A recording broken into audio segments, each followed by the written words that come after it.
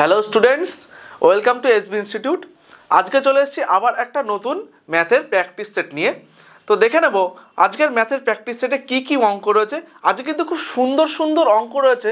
তো তোমরা কিন্তু মানে কি বলবো, এসএসসি গ্রুপ সি এবং গ্রুপ ডি এর জন্য কিন্তু খুবই কমনযোগ্য কিছু প্রশ্ন রয়েছে। তো তোমরা এক মিনিটও স্কিপ না করে দেখতে থাকো ভিডিওটা। দেখো প্রথম অঙ্কটা কি বলেছে, বলছে 5 জনের গড় বয়স 11 বছর এবং আরও একজনের বয়স যুক্ত হলে সংখ্যাগুলির গড় 2 বেড়ে যায়। ঠিক আছে, তাহলে দেখো দিয়ে বলেছে নতুন জনের বয়স কত। এইবার কথা হচ্ছে যে এখানে প্রথমে কিন্তু 5 জনের গড় বয়স, এই 5 জনের গড় বয়স কিন্তু 11 বছর ছিলই। দিয়ে বলেছে আরও নতুন একজন যুক্ত হয়েছে। আচ্ছা, নতুন একজন যদি যুক্ত হয় তার পরের ঘটনাটা কি হয়েছে, 2 বছর বেড়ে গেছে। তার মানে নতুন জনের বয়স, এই যে 5 জনের গড় বয়স যা ছিল তা তো অবশ্যই ছিল, তার থেকে আরও বেশি ছিল, তাই না? তো বেশি ছিল, কতটুকু বেশি ছিল সেটা বের করব। দেখো তাহলে 5 জনের গড় বয়স 11 ছিল, তো নতুন জনের বয়স কিন্তু 11 হবেই। তো তারপরে কি বলেছে, বলছে 2 বছর করে বেড়ে যায়। তাহলে ওই ব্যক্তি, ওই একজন যোগ দেওয়ার পরে 5 জনের জায়গায় কতজন হলো, তাহলে 5 আরও ওই ব্যক্তি, তাহলে যোগ কিন্তু মোট 6 জন হলো। আচ্ছা, 6 জনের গড় বয়স কত বছর করে বেড়ে গেছে, 2 বছর কিন্তু বেড়ে গেছে। আচ্ছা, 6 জনের গড় বয়স 2 বছর বেড়ে গেলে তাহলে মোট বাড়ে হলো আমার 12 বছর। ঠিক আছে, তাহলে দেখো তার বয়স তো 11 বছর অবশ্যই ছিল, যেহেতু গড় বয়সের সমান তাকে ম্যাচ করেছে, এবং আরও 12 বছর মানে মোট সবার মধ্যে 12 বছরটাকে কিন্তু ভাগ করে দিয়েছে। তাহলে তার নতুন জনের বয়স কত হবে, 11 যোগ 12 মানে হলো 23 বছর। অপশান সি কিন্তু আমাদের অ্যান্সার হয়ে যাবে। তো এই অঙ্কগুলো কিন্তু তোমরা গড় থেকে সমষ্টি বের করেও করতে পারো। তো সমষ্টি বের করে করতে গেলে কিন্তু একটু লেন্দি হবে। তো এইগুলো করতে গেলে কিন্তু তোমরা যদি একটু প্র্যাকটিস হয়ে যায় তোমাদের, তখন কিন্তু তোমরা খুব সহজেই মুখে মুখে করে ফেলতে পারবে। ঠিক আছে, পরবর্তী অঙ্কতে চলে যাব। বলেছে রিনা, রাবিনা ও মাধুরীর বয়সের সমষ্টি 165 বছর। বলছে 5 বছর আগে তাদের বয়সের অনুপাত ছিল 5:6:4। বলছে রাবিনা বর্তমানে মাধুরীর থেকে কত বছরের বড়। আচ্ছা, কত বছরের বড় মানে হলো ওদের মধ্যেকার বয়সের ডিফারেন্স বের করতে বলেছে। যেমন ধরো তোমাকে যদি বলে তুমি তোমার দাদার থেকে বা তোমার দাদা তোমার থেকে 5 বছরের বড়, তার মানে কি তোমার দাদার যা বয়স আর তোমার যা বয়স তার বয়সের ডিফারেন্স কিন্তু 5 বছর। ঠিক একই রকমভাবে এখানে বলেছে কি মাধুরীর থেকে, আচ্ছা রাবিনা বর্তমানে মাধুরীর থেকে কত বছরের বড়। তো এটার জন্য কিন্তু রাবিনা আর মাধুরীর বয়সের ডিফারেন্স বের করতে হবে। তো কি করে বের করব, এখানে দেখো একটা সমষ্টি দেওয়া রয়েছে 165 বছর বর্তমান বয়সের, আর অনুপাত দেওয়া রয়েছে আচ্ছা 5 বছর আগের। তো আমরা 5 বছর আগের বয়সের সমষ্টি বের করব। আচ্ছা, 5 জনেরই বয়সের যদি 5 বছর আগেই 5 জনের, সরি ভুল বললাম, 3 জনেরই যদি 5 বছর আগের বয়স বের করতে হয়, তাহলে 3 জনেরই নিশ্চয়ই 5 বছর 5 বছর 5 বছর মানে টোটাল 15 বছর কমে যাবে। তাহলে 165 থেকে যদি 15 বছর কমে যায় তাহলে হবে কিন্তু আমার 150 বছর। তাহলে 150 বছর হলো আমাদের 5 বছর আগে কিন্তু 3 জনের বয়সের সমষ্টি। তো এখানে সমষ্টি পেলাম, দেখো অনুপাতও এখানে দেওয়া রয়েছে। তাহলে 150 গুণ আমরা আনুপাতিক ভাগার করে একবারে করে দেব। তো এটা হলো বয়সের সমষ্টি, তাহলে নিচে লিখবো অনুপাতের সমষ্টি। 6 আর 4 10 আর 5 হলো 15, এটা লিখলাম। আর কি বলে দিয়েছে, তাহলে মাধুরী আর রাবিনার ডিফারেন্স বের করো। আচ্ছা, মাধুরী কোনটা, মাধুরী হলো এই 4 আর রাবিনা হলো এই 6। তাহলে 6 আর 4 এদের ডিফারেন্স হলো 2, তাহলে উপরে লিখবো 2। আচ্ছা, 15 দিয়ে 150কে কাটলে হয় 10, তাহলে কত হলো 20 বছর। আচ্ছা, এটা কিন্তু 5 বছর আগেকার হিসাব নিয়ে আমি কিন্তু করেছি। তো 5 বছর পরে কি আরও 5 বছর বেড়ে যাবে? একদমই কিন্তু নয়, কারণ যখন জন্মগ্রহণ করে সেই জন্মগ্রহণ করার সময় থেকে কিন্তু বেশ একদম মরা পর্যন্ত সেই ব্যক্তির সেই যা ডিফারেন্স নিয়ে জন্মায় সেই একই ডিফারেন্স কিন্তু থাকে। যেমন তোমার বয়স বেড়ে যাচ্ছে তেমন কিন্তু তার বয়সও বেড়ে যাচ্ছে আস্তে আস্তে। ঠিক আছে, বোঝা গেল? খুব সোজা জিনিস, পরবর্তীতে চলে যাব। বলে যে 6 বছর পরে সুদ আসলে 30% হলে কত বছর পরে আসলের সমান হবে। আচ্ছা, আমরা দেখো এখানে সরল সুদের কথা বলেছে, কিন্তু চক্রবৃদ্ধি সুদ থাকলে চক্রবৃদ্ধি সুদের কথা উল্লেখ করে দিত। তো আমার এখানে বলছে আসলের সমান হবে। আসল সবসময় আমরা জানি কিন্তু 100% হয়, তাই না? তাহলে সুদ হয়ে এটা যেমন বলেছে আসলের 30%, ঠিক একই রকমভাবে সেটা হবে কিন্তু আসলের 100%। তখনই আমরা বলতে পারবো যে আসলের সমান হবে সুদ। এইবার দেখো, তাহলে 6 বছরে যদি 30% হয়, তাহলে 1 বছরে সুদের হার কত আমি বের করি। তাহলে 6 বছরে যদি 30% হয়, তাহলে 1 বছরে কিন্তু 30/6 মানে হলো 5%। আচ্ছা, এই যে 5% যদি আমার 1 বছরে হয়, দেখো এই 5% যদি আমার 1 বছরে হয়, আমার দরকার কত? দরকার কিন্তু আমার 100%, তাই না? তাহলে এই 100%টা কত বছর হবে? ঠিক একই রকমভাবে আগেরটা যেমন ঐকিক নিয়ম করলাম, এটাও কিন্তু ঐকিক নিয়মই করব। দেখো 1% মানে হলো 1/5, আর 100% মানে হলো, আচ্ছা এখানে করলাম, হ্যাঁ 100% মানে হলো 100/5। দেখো এখান থেকে এই 100টা উপরে গুণ হয়ে যাবে, তাহলে 100/5 5 দিয়ে কাটলে 5, 20, 100। তাহলে আমাদের অ্যান্সার হলো কিন্তু 20। তাহলে কত বছর পরে? 20 বছর পরে কিন্তু আসলের সমান হবে সুদ। ঠিক আছে, এখানে আমার অপশান এ অ্যান্সার হয়ে গেল। বোঝা গেল? তো আমরা কিন্তু খুব সহজ করে করার চেষ্টা করি প্রত্যেকটা অঙ্কই ঐকিক নিয়মের মাধ্যমে, বা যে অঙ্ক যে নিয়মে সোজা হয় সেই নিয়মে কিন্তু করার চেষ্টা করি। আচ্ছা, প্রত্যেকটা অঙ্ককেই ঐকিক নিয়মের সাথে কেন রিলেট করা হয়? কারণ আমরা সেই ক্লাস 5 থেকে কিন্তু ঐকিক নিয়মটাকে খুব সুন্দরভাবে করে এসেছি প্রত্যেকেই। তো সেই জন্যেই কিন্তু ঐকিক নিয়মটা সবার কাছে খুবই পরিচিত এবং খুবই সোজা, সেই জন্য এটা করার চেষ্টা করি। আচ্ছা, পরবর্তী অঙ্ক দেখে নিই। বলছে কোনো আসল 2 বছরের সুদে আসলে 720 টাকা এবং 7 বছরের সুদে আসলে 1020 টাকা হয়। বলছে আসলের পরিমাণ কত? তো দেখো এখানে কিন্তু এখানেও একই ধরনের ঘটনা। এখানে কিন্তু একবারও চক্রবৃদ্ধি সুদের কথা তোমাকে বলে দেয়নি, এখানে তার মানে সরল সুদই দেওয়া আছে। আচ্ছা, 2 বছরে সুদে আসলে হয়েছে কত? 720 টাকা, আর 7 বছরে কত হয়েছে? 1020 টাকা। আচ্ছা, তাহলে এখানে আমরা সরল সুদের ক্ষেত্রে জানি শুধুমাত্র আমাদের কিন্তু আসল টাকার উপরেই সুদ পড়ে, তাই না? সুদের উপরে তো সুদ পড়ে না। তাহলে দেখো এইখানে আমাদের সময়ের ডিফারেন্স কত বছর হলো? তাহলে 5 বছর। আচ্ছা, 5 বছরের ডিফারেন্সে সুদ কতটুকু বেড়েছে? মানে 1020 বিয়োগ কিন্তু 720, মানে 300 টাকা সুদ হয়েছে। আচ্ছা, এটা 5 বছরের সুদ যদি 300 টাকা আমি বের করে ফেললাম, কিন্তু তাহলে এখান থেকে বের করবোটা কি, তাই না? দেখো আমি যদি 2 বছরের সুদ বের করতে পারি, তাহলে আমি এখান থেকে কিন্তু আসল বের করে ফেলতে পারবো, কারণ 2 বছরের সুদ আসল এখানে দেওয়া রয়েছে আমার। তাহলে আমি কি করব? দেখো 5 বছরের সুদ হলো 300 টাকা, তাহলে 1 বছরের সুদ কত? 300/5, মানে 5, 6, 30, 60 টাকা কিন্তু 1 বছরের সুদ। তাহলে 2 বছরের সুদ কত হবে? 2 বছরের সুদ হয়ে যাবে কিন্তু আমার 2 বছরের সুদ হয়ে যাবে 120 টাকা, মানে 60 গুণ 2, 120 টাকা। এইবার কথা হচ্ছে তাহলে আসলের পরিমাণ কত? দেখো এখানে বলে দিয়েছিল 2 বছরের সুদ আসল কিন্তু 720 টাকা। আচ্ছা, 2 বছরের সুদ আসল যদি 720 টাকা হয়, তাহলে আমার সুদ কত হবে? সুদ আসল থেকে যদি আমরা, আচ্ছা সুদ আমরা তো বের করেছি, আসল কত টাকা হবে সেটা চেয়েছে। তাহলে সুদ আসল আমার দেওয়া রয়েছে 720, আমি সুদ বের করে নিয়েছি 120। তাহলে আমি সুদ আসল থেকে সুদের টাকাটা বাদ দিয়ে দেব, তাহলেই কিন্তু শুধুমাত্র আসল টাকা পড়ে থাকবে। তাহলে অপশন বি 600 টাকা হলো আমাদের অ্যান্সার।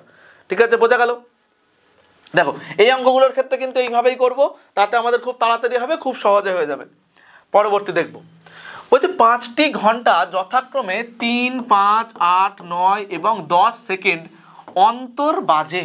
মানে ধরো তোমার বাড়ির চারপাশে কোনো ঘন্টা রয়েছে, সেই কিছু ঘন্টা রয়েছে, কতগুলো ঘন্টা? 1, 2, 3, 4, 5খানা ঘন্টা। সেই ঘন্টাগুলো তোমাকে বিরক্ত করে। কীরকম বিরক্ত করে? একটা ঘন্টা 3 সেকেন্ড অন্তর, কোনোটা 5 সেকেন্ড অন্তর, কোনোটা 8 সেকেন্ড অন্তর, কোনোটা 9 সেকেন্ড, কোনোটা 10 সেকেন্ড অন্তর অন্তর বেজে ওঠে। এইবার কথা হচ্ছে তোমাকে বিরক্ত করলেও তাদের কিচ্ছু যায় আসে না কিন্তু।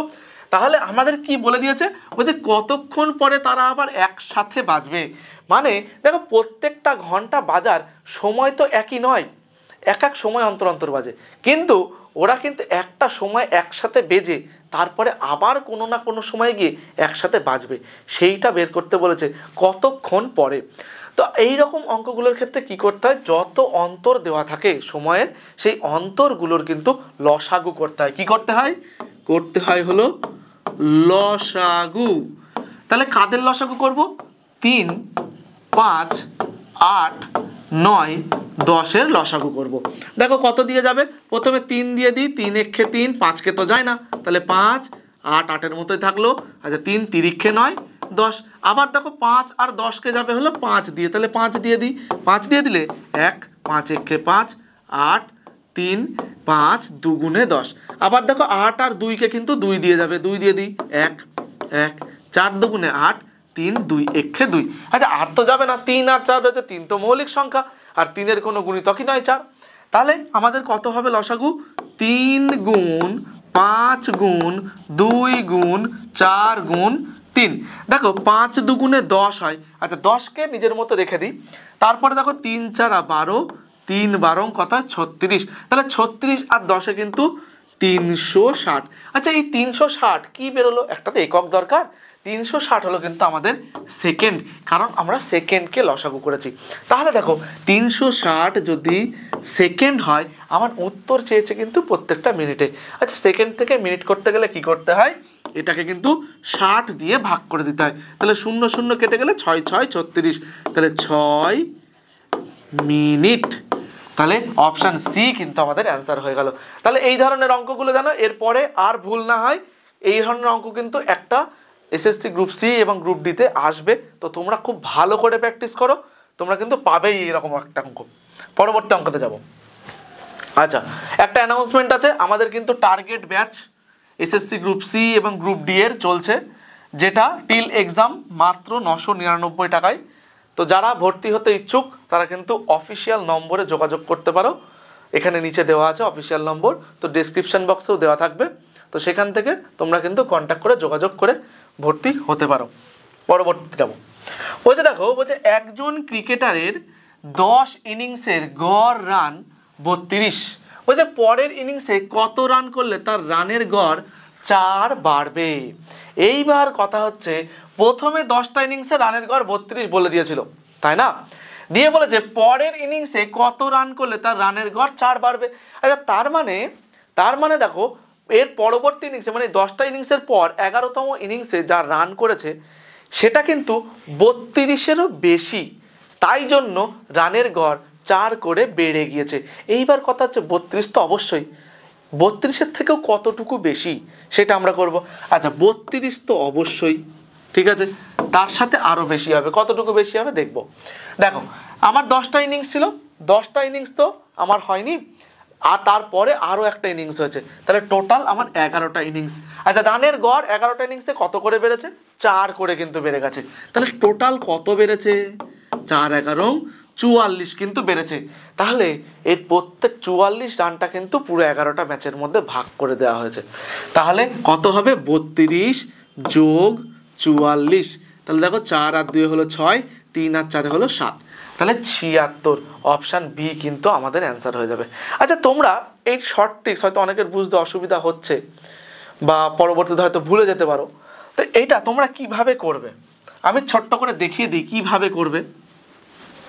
তো দেখো আমাদের এখানে বলে দিয়েছিল 10 ইনিংসে রানের গড় 32, তাহলে 10 ইনিংসে রানের সমষ্টি হলো 10 গুণ 32, এটা হলো রানের সমষ্টি মানে 320।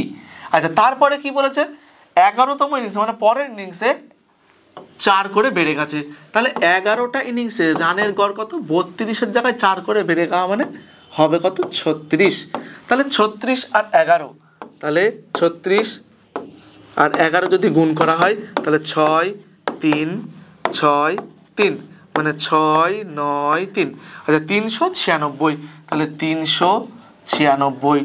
আচ্ছা তাহলে দেখো এইটা এই যে বেশি হয়েছে 396টা কার জন্য, ওই 11তম ইনিংসে কিন্তু রান বেশি করেছে তার জন্য। তাহলে কতটুকু বেশি করেছে, 320 থেকে বাদ দিয়ে দাও, তাহলে কি লিখবো, 396 বিয়োগ 320 মানে 6 7, দেখো 76 বেরিয়েছে। ঠিক আছে, যাদের ওই রকম করতে অসুবিধা হচ্ছে তারা কিন্তু এইভাবে করতে পারো, তো এইভাবেও কিন্তু তাড়াতাড়ি হয়ে যাবে যদি ক্যালকুলেশন বা গুণ ভাগ যদি তাড়াতাড়ি করতে। তো বলছে 5 বছর আগে স্বামী স্ত্রীর বয়সের গড় ছিল 23, তাহলে 5 বছর আগে সমষ্টি কত ছিল? 23 গুণ 2 মানে ছিল হলো 46। আর বর্তমানে তিনজনের গড় বয়স কত? 20, মানে 20 গুণ 3 হলো 60 বছর এদের সমষ্টি। এইবার ব্যাপার হচ্ছে এদের দুজনের বর্তমানে সমষ্টি কত সেটা আমাকে বের করতে হবে। আচ্ছা 5 বছর করে তার মানে দুজনের বেড়ে যাবে, তাই না? স্বামীরও 5 বছর বেড়ে যাবে, আবার স্ত্রীরও 5 বছর কিন্তু বেড়ে যাবে। তাহলে টোটাল বেড়ে যাবে কত? 10 বছর, মানে 56 বছর।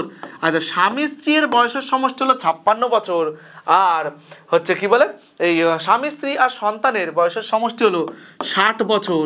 তাহলে সন্তানের বয়স কত?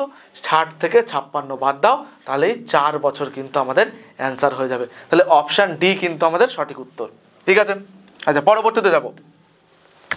বলেছে এ এর কার্যক্ষমতা বি এর দ্বিগুণ। আচ্ছা খুব সুন্দর বলেছে। বলছে যদি বি একা একটি কাজ 12 দিনে করে তবে দুজনে মিলে কাজটি কত দিনে করবে? দেখো এ এর কার্যক্ষমতা, তাহলে এ বি লিখে নিলাম। আচ্ছা আমরা কিন্তু কর্মদক্ষতা বা কার্যক্ষমতাকে এরকম তীর চিহ্ন দিয়ে মোট কাজ কর্মদক্ষতা বের করি। কি করে করব? দেখো বলেছে কি বি এর দ্বিগুণ কার? এ এর। তাহলে বি এর যদি কর্মদক্ষতা 1 হয়, এ এর কর্মদক্ষতা তাহলে 2। এইবার কি বলে দিয়েছে? বলে দিয়েছে বি একা একটি কাজ করে 12 দিনে, তাহলে বি 12 দিনে একটি কাজ করে। ঠিক আছে, তাহলে দেখো এই 12 আর 1 গুণ করে কিন্তু আমরা এখানে বসাই। এটা কি বের করি? এটা আমরা বের করি কিন্তু আমরা বের করি এটা হলো মোট কাজ বের করি। তাহলে দেখো 12 একেবারে এইবার আমাকে কি বলেছে? বলছে দুজন মিলে কত দিনে করবে। তাহলে দুজন মিলে দুজন মিলে 1 দিনে কতটুকু করে? 2 যোগ 1 কিন্তু 3 কাজ করে, 3 একক। তাহলে 12/3 মোট কাজ 12। তাহলে কি করলাম? মোট কাজকে 1 দিনের কাজ দিয়ে ভাগ করে দিলাম, তাহলে 4। তাহলে একসাথে করলে কিন্তু 4 দিনে করবে। অপশান এ কিন্তু আমাদের অ্যান্সার হয়ে গেল। পরবর্তীতে চলে যাব। ওই যে 300 মিটার দীর্ঘ একটি ট্রেন 150 মিটার দীর্ঘ একটি প্ল্যাটফর্মকে অতিক্রম করে 45 সেকেন্ডে। আচ্ছা ট্রেনটির গতিবেগ কত? আচ্ছা গতিবেগ তো আমরা বের করতে জানি, স্পিড সমান ডিস্টেন্স বাই টাইম। এইবার কথা হচ্ছে এখানে ডিস্টেন্সটা কত হবে, তাই না? আচ্ছা ডিস্টেন্সটা কি হবে? দেখো এখানে 300 মিটার ট্রেন আর 150 মিটার দীর্ঘ প্ল্যাটফর্ম। তাহলে আমরা কিন্তু জানি, এর আগে আমরা ক্লাসে দেখেছি যে যদি কোনো ট্রেন তার প্ল্যাটফর্ম বা কোনো ব্রিজ এইরকম জিনিসকে অতিক্রম করে তখন কিন্তু ট্রেন শুধু তার নিজের দৈর্ঘ্যকে না, ট্রেন প্ল্যাটফর্মের দৈর্ঘ্য বা ব্রিজের দৈর্ঘ্য সেইটাকেও অতিক্রম করে। তাহলে এখানে কিন্তু মোট ডিস্টেন্স বেড়ে গেল 300 মিটার যোগ 150 মিটার, মানে 450 মিটার হলো মোট ডিস্টেন্স। এইবার টাইম কত বলে দিয়েছে? টাইম বলে দিয়েছে কিন্তু 45 সেকেন্ড।